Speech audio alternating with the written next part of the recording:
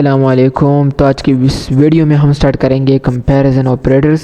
तो what is comparison operator, आज की इस वीडियो में हम बिल्कुल ही स्टार्ट से बिल्कुल ही डिटेल के साथ हम इसको पढ़ेंगे।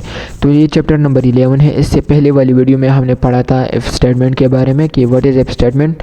अगर आपने इफ़ स्टेटमेंट वाली वीडियो नहीं देखी तो उसके अंदर मैंने बिल्कुल ही डिटेल के साथ तो पढ़ाया है कि व्हाट इज़ इफ़ स्टेटमेंट, और उसके साथ साथ मैंने इफ़ स्टेटमेंट के अंदर प्रॉम्प्ट और अलर्ट का भी यूज़ किया है कि कैसे हम प्रॉम्प्ट और अलर्ट के साथ इफ़ स्टेटमेंट को यूज़ कर सकते हैं। तो चैप्टर नंबर 11 कंपैरिजन ऑपरेटर के बारे में, जो कि बहुत ही इंपॉर्टेंट है। कंडीशंस के अंदर इसका बहुत ही बड़ा रोल होता है। तो मैंने इधर लिखा है कि in JavaScript comparison operators are used to compare two values and return a boolean value. तो जावास्क्रिप्ट में क्या होता है कि कंपैरिजन ऑपरेटर यूज होता है दो वैल्यूज़ को कंपेयर करने के लिए। दो वैल्यूज़ हैं, उनको कंपेयर करने के लिए हम कंपैरिजन ऑपरेटर का यूज़ करते हैं। तो और फिर एज ए रिज़ल्ट हमें क्या मिलता है, एक बूलियन वैल्यू। तो बूलियन वैल्यू क्या कहते हैं? अगर आपने बूलियन वैल्यू के बारे में नहीं सुना तो बूलियन वैल्यू वो वैल्यू या तो वो ट्रू होगी या वो फॉल्स होगी। तो बूल वैल्यूज़, बूलियन वैल्यूज़ या बूल वैल्यूज़, तो इसके अंदर आता है ट्रू या फॉल्स। तो अगर कंडीशन ट्रू है, जो मैंने इफ स्टेटमेंट बताया था, अगर वो ट्रू हो तो हमें ट्रू रिटर्न होगा, अगर वो फॉल्स हो तो हमें फॉल्स रिटर्न होगा। ट्रू हमें रिटर्न करता है 1, ट्रू की वैल्यू है 1 और फॉल्स की वैल्यू है 0। जब भी आपको कहीं पर कोई मतलब आप कुछ कोड लिख रहे हैं और उसके रिज़ल्ट में आपको 1 मिल जाए, कभी कभार होता है इस तरह से, अगर आपको उसके रिज़ल्ट में 1 मिल जाए तो समझो कि ये कंडीशन ट्रू है, क्योंकि ट्रू का रिटर्न वैल्यू 1 होता है। और अगर कुछ भी नहीं मिलता या मिसाल के तौर पर फॉल्स मिलता है तो उसके रिज़ल्ट में आपको कुछ भी नहीं मिलेगा, क्योंकि वो 0 रिटर्न करता है। तो जब कुछ भी नहीं मिलेगा तो समझो कि फॉल्स है। तो कंपैरिजन ऑपरेटर के लिए मैंने यहाँ पर एक छोटी सी टेबल बनाई है कि what is comparison, what is operator, description, example और रिज़ल्ट। ये 4 मैंने इसके अंदर कॉलम्स बनाए हैं। तो पहले हम समझते हैं इक्वल टू, इसको हम बोलते हैं लूज़ इक्वलिटी। तो हम इस वीडियो में ये भी जानेंगे कि हम इसको लूज़ इक्वलिटी बोलते हैं क्यों हैं, और नीचे वाले जो ट्रिपल इक्वल टू है इसको स्ट्रिक्ट इक्वलिटी क्यों बोलते हैं। तो ये है इक्वलिटी है। और फिर मैंने इसके साथ डिस्क्रिप्शन में लिखा है कि इक्वल टू इसका मतलब है value only. So value only मैंने इसलिए लिखा क्योंकि ये सिर्फ वैल्यूज़ को कंपेयर करता है, ये डेटा टाइप्स को नोट नहीं करता कि क्या इसके डेटा टाइप सेम है या नहीं है। फिर मैंने एग्जांपल में लिखा है कि 5 is equal to 5 with single quote. No 5 is equal to 5 with single quote. तो ये दोनों मैंने लूज़ इक्वलिटी से कंपेयर कर लिए, तो ये मुझे ट्रू रिटर्न करेगा क्योंकि दोनों वैल्यूज़ तो सेम है, एक भी 5 है दूसरे भी 5 है, लेकिन डेटा टाइप दोनों का चेंज है, फिर भी ये ट्रू रिटर्न करता है। अच्छा, तो ये मसला है, इसमें मसला नहीं है, बस ठीक है, क्योंकि बस इसका काम ही इस तरह होता है कि दोनों वैल्यूज़ को कंपेयर करो, उसके वैल्यूज़ को सिर्फ कंपेयर करो, डेटा टाइप को नहीं। अब देखते हैं जो कि हमारे पास स्ट्रिक्ट इक्वलिटी है, ट्रिपल इक्वल टू। डिस्क्रिप्शन में मैंने लिखा है स्ट्रिक्ट इक्वल टू। तो फिर मैंने लिखा है एग्जाम्पल में 5 is equal to 5 in single quotes. तो ये मुझे फॉल्स रिटर्न करता है, क्यों? क्योंकि ये वैल्यूज़ तो सेम है, वैल्यूज़ की बात तो सही है, लेकिन इनका डेटा टाइप से डिफरेंट है, तो डेटा टाइप की वजह से इसने मुझे फॉल्स रिटर्न कर दिया। फिर मैंने लिखा है कि ऑपरेटर नॉट इक्वल टू। तो नॉट इक्वल टू मैंने लिखा है डिस्क्रिप्शन में नॉट इक्वल टू, और एग्जांपल है 5 इज़ नॉट इक्वल टू 5। तो 5 इज़ नॉट इक्वल टू 5, ये बात तो ठीक है। क्यों ये ठीक है?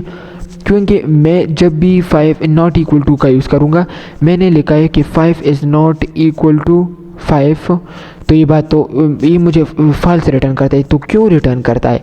अरे 5 तो 5 के बराबर होता है, और मैंने लिखा है कि 5 इज़ नॉट इक्वल टू 5, ये कौन सी बात हो गई?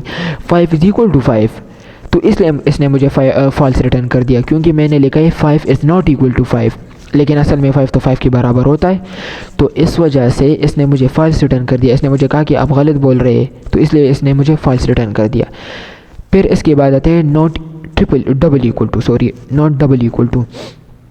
तो ये इसके डिस्क्रिप्शन में मैंने लिखा है कि स्ट्रिक्ट नॉट इक्वल टू जिस तरह था स्ट्रिक्ट इक्वल टू, जिस तरह है स्ट्रिक्ट नॉट इक्वल टू, ये भी डेटा टाइप को देखता है उसी तरह से, लेकिन सिर्फ इसमें नॉट है। तो फिर मैंने लिखा है कि 5 इज़ नॉट इक्वल टू, और फिर डबल इक्वल टू दे, 5 is not double equal to 5 with single quotes, तो इसने मुझे ट्रू रिटर्न कर दिया। अब क्यों ट्रू रिटर्न कर दिया, क्योंकि 5 तो 5 के बराबर होता है, लेकिन मैंने इधर लिखा है कि 5 इज़ नॉट इक्वल टू 5, और इसने मुझे कहा है कि 5, मैंने कहा कि 5 तो 5 के बराबर होता है, लेकिन फिर मैंने इसके डेटा मतलब इसके डेटा टाइप को भी ये चेक करता है कि क्या इसके डेटा टाइप सेम है या नहीं है। ऊपर वाले में तो इसने डेटा टाइप को नहीं देखा, लेकिन नीचे वाले में ये डेटा टाइप को भी देखेगा, तो इस वजह से ये मुझे ट्रू रिटर्न करेगा। अच्छा, आपकी बात ठीक है, क्योंकि 5 तो 5 के बराबर नहीं है।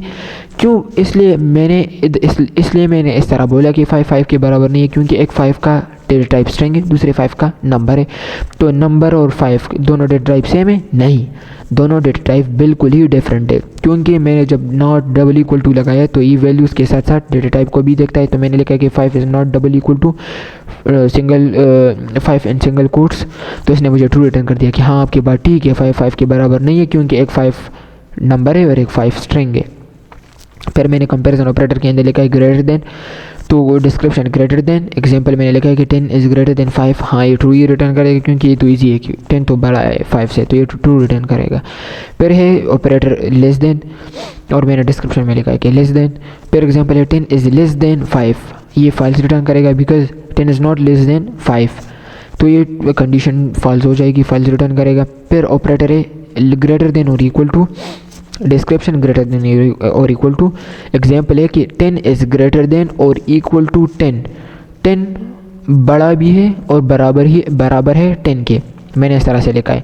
तो हाँ 10 बराबर तो है लेकिन बड़ा नहीं है, तो जब भी इसमें कंफ्यूज नहीं होना, जब भी ग्रेटर देन और इक्वल टू आ जाए या लेस देन और इक्वल टू आ जाए, तो ग्रेटर देन और इक्वल टू में ये जो ग्रेटर होता है या इक्वल टू होता है, ये एट अ टाइम दोनों एक साथ नहीं चलते, सिर्फ एक ही चलता है। जैसे कि इधर 10 इज़ ग्रेटर देन और इक्वल टू 10, तो इसमें ये जो इक्वल टू है ये चल रहा है, ग्रेटर देन नहीं चल रहा है, तो एट अ टाइम या तो ग्रेटर देन चलता है या इक्वल टू चलता है।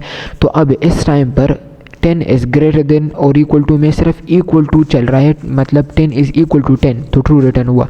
तो ग्रेटर देन को क्या इग्नोर कर दिया गया।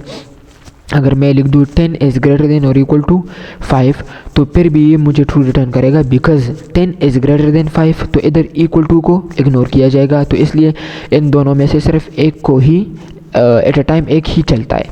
फिर है लेस देन और equal to, description less than और इक्वल टू है इसका, और एग्जांपल है 5 इज़ लेस देन और इक्वल टू 10, तो ये भी ट्रू है क्योंकि 5 कम है 10 से, लेकिन इक्वल टू को इधर इग्नोर किया गया है, जो कि अभी मैंने बताया, क्योंकि इन दोनों में से एट अ टाइम एक ही चलता है, एक ही कंपैरिजन ऑपरेटर चलता है।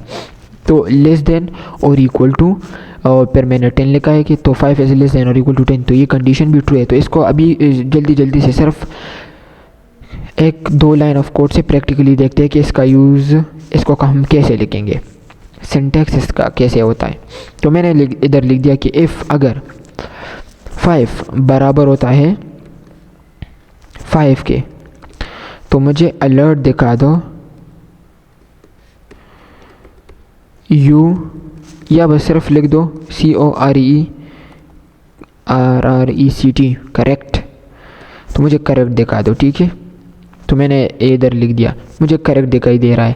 क्यों दिखाई दे रहा है? मैंने इधर 5 is equal to 5 is equal to 5 लिखा है, तो मुझे करेक्ट दिखा दे रहा है, क्योंकि 5 क्या है, वो तो 5 के बराबर है, इक्वल तो सेम है, लेकिन डेटा टाइप चेंज है, फिर भी मुझे दिखा रहा है करेक्ट। मैंने बता भी दिया कि ये डेटा टाइप को नहीं देखता, ये सिर्फ वैल्यूज़ को देखता है, तो मुझे इसने करेक्ट दिखा दिया।